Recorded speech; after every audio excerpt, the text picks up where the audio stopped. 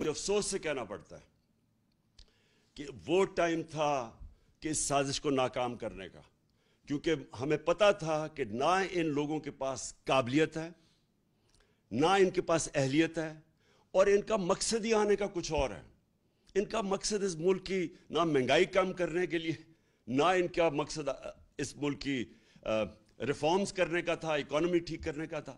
ان کا تو مقصد ہی کچھ اور تھا، اور وہ جو مقصد تھا، میں بڑا شکر گزار ہوں ان کے وزیر دستگیر کا، خرم دستگیر کا، جس نے ٹی وی پروگرام پہ کہہ دیا۔ اب اس نے کہا ہمیں تو صرف یہ تھا، اور اس نے دو چیزیں کہی۔ اس نے کہا ایک تو ہمیں ڈر لگا ہوا تھا کہ اگر یہ رہ گیا، اس نے نیب، اس نے ججز ڈال دینے تھے، اور اس نے ہمارے جتنے لیڈر تھے انہوں نے جیلوں میں چلے جانا تھا، جس میں شہباز شریف نے بھی چلے جانا تھا۔ تو پہلا تو میرا سوال یہ ہے کہ کیا یہاں کی عدالتیں آزاد نہیں ہیں؟ کیا یہاں کی جو عدالتیں ہیں اس میں کوئی ہماری انٹرفیرنس ہوئی ہے آج تک؟ ہم تو وہ زمانہ نہیں کہ ہم ٹیلی فون کر رہے ہیں کہ جسٹس قیوم جی ہمیں کیس میں یہ رزلٹ چاہیے۔ ہم نے تو سپریم کورٹ کے اوپر کبھی سوچا نہیں حملہ کرنے کا۔ ہم نے کسی ادارے کو، ہم نے آج تک، ہم نے اداروں کو چلنے دیا۔ نیب کا ادارہ جو چلا ہے، میں بتا دوں آج کہ نیب نے کوئی 280 ارب روپیہ اپنے سارے کوئی 18 سال میں اکٹھا کیا تھا۔ ہمارے 3 سالوں میں انہوں نے 480 ارب روپیہ اکٹھا کیا، کیونکہ ہم نے مداخلت کسی میں نہیں کی۔ تو میں جو آج سوال پوچھتا ہوں کہ یہ جو خرم دستگیر نے بات کی ہے، اس سے یہ واضح ہوتا ہے کہ ان کا تو مقصد تھا ہی نہیں اور کچھ سوائے NRO 2 لینے کا۔ ان کا تو مقصد یہ کہ تھا، اسی لیے یہ ساری جدوجہد تھی۔ 3.5 سال سے یہ بار بار جو بلیک میل مجھے کیا جا رہا تھا، یہ تو صرف چاہتے تھے NRO، دوسرا NRO۔ یاد رکھیے ان کو پہلا NRO مل چکا ہے۔ ان کو ملا، جنرل مشرف نے NRO دیا، جو ساری ان کے کرپشن کیسز تھے۔ 2 دفعہ ان کی حکومتیں گئی کرپشن پہ 90 کی دہائی میں۔ تو جو سارے ان کے کرپشن کے کیسز تھے وہ سب جنرل مشرف نے معاف کر دیے تھے۔ یہ جو ہے یہ NRO 2 ہے۔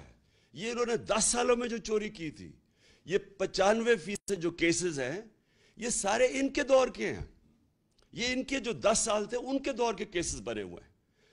اور اب انہوں نے کیا کیا؟ انہوں نے جو قانون لے کے آئے ہیں نیب کی امینڈمنٹس کا، میں آج آپ ساری قوم کو یہ بتانا چاہتا ہوں۔ انہوں نے جو نیب کا امینڈمنٹ قانون لے کے آئے ہیں، اور یہی قانون انہوں نے کوشش کی تھی جب ہم فیٹف کی لیجسلیشن اسمبلی سے پاس کر رہے تھے، اور ہمارا مقصد یہ تھا کہ فیٹف سی گرے لسٹ سے نکلیں، جو ان کی وجہ سے ہم گرے لسٹ پہ تھے۔ تو جب ہم نے فیٹف کا قانون پاس کیا تو انہوں نے تب کوشش کی، بلیک میل کیا کہ ہم فیٹف کے لیے تب ووٹ دیں گے جب آپ ہمیں NRO دیں گے اور یہ نیب کے اندر چینجز لے کے آئیں گے۔ تب آپ کو پتا ہونا چاہیے انہوں نے واک آؤٹ کر دیا۔ انہوں نے فیٹف کی لیجسلیشن نہیں پاس کی تھی، یہ باہر چلے گئے تھے۔ تو ان کے بغیر ہم نے فیٹف کی لیجسلیشن پاس کی، جس کی وجہ سے آج انشاءاللہ پاکستان نکل جائے گا گرے لسٹ سے۔ تو ان کا صرف مقصد NRO 2 تھا، اور انہوں نے کیا ہے؟ انہوں نے اب جو چینجز لے کے آئے ہیں، ساری قوم کو پتا چلنا چاہیے کہ 1200 ارب روپے کے کرپشن کے کیسز کل جب یہ قانون بنے گا ان کے کیسز ختم ہو جائیں گے۔ اس ملک کا 1200 ارب روپیہ جو چوری کیا ہوا تھا ان ساروں کے ناموں پہ، وہ سارا ختم ہو جائے گا۔ اب یہ NRO 2 مل جائے گا ان کو کل۔ اب سوال یہ ہے کہ یہ جب کہتے کہ جی ہم بے بس ہیں، میرا ان سے سوال یہ ہے کہ اگر آپ سنسیئر ہیں اس ملک سے، تو کیا آپ کو یہ جو 1200 ارب ہے، اس میں سے اگر آپ یہ معاف کروا رہے ہیں، سوچیں یہ اس کا 400 ارب آ جائے تو ہم پھر بجلی کی قیمت نیچے لا سکتے ہیں۔ اور پھر میں ان سے سوال پوچھتا ہوں کہ جب ہم نے روس سے بات شروع کر دی تھی تیل کی، اگر آپ کو فکر تھی اس قوم کی اور آپ سارا وقت 3.5 سال سے مہنگائی کی بات کرتے تھے، تو اگر آپ نے مہنگائی کم کرنی تھی تو آپ نے کیوں نہیں 2 مہینے ہو گئے، کیوں نہیں آپ نے روس سے تیل کی بات کی؟ کیونکہ آپ امریکہ کے غلام ہیں، امریکہ کی اجازت نہیں ملتی۔ ہم نے جب تیل سبسڈائز کیا تھا تو ہمارا پوری کوشش یہ تھی کہ اس کے بعد ہم روس سے سستا تیل لیں گے جو ہندوستان لے رہا ہے، جو سری لنکا لینے لگا ہے، جو بنگلہ دیش لینے لگا ہے۔ ہم نے بھی روس سے تیل لینا تھا اور اس سے پھر ہم نے لوگوں کے اوپر بوجھ نہیں آنے دینا تھا۔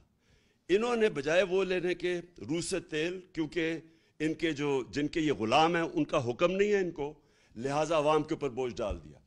اصل مقصد جس کے لیے یہ آئے تھے وہ اب آپ کے سامنے آ گیا۔